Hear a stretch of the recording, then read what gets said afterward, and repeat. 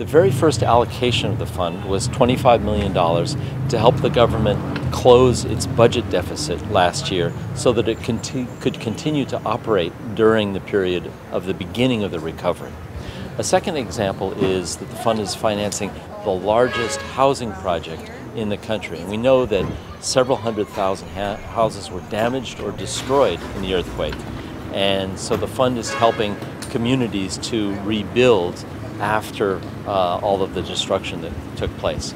And the third example is the fund is doing the dirty work that no one else wants to finance. And in a sense, we help to fill the gaps in the reconstruction. And this is very dirty work. We're talking about managing the debris.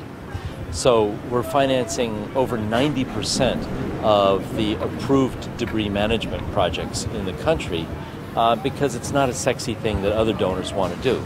So we are able to step in and to fill that gap, because if you don't remove the debris, nothing can go forward. Businesses can't reestablish, houses can't be rebuilt, and communities can't be renovated. One important feature of the fund is that it is very much led and driven by the government. So the government of Haiti sets the priorities for what we finance. We work in very close collaboration with the Prime Minister's office and with the previous Haiti Recovery Commission. And another feature is that much of what we finance is actually implemented by the government.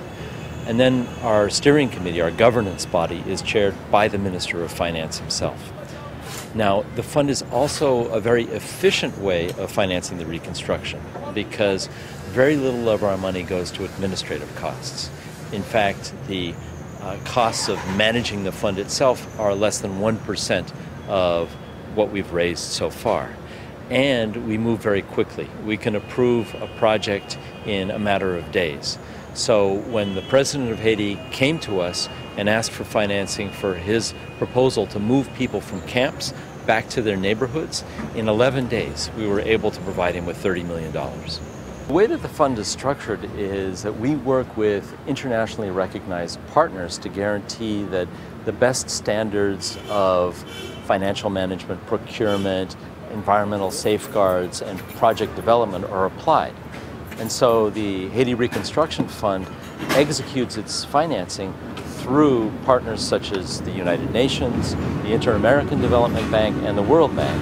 And our trustee, who actually holds on to and invests and transfers the money, is the World Bank itself.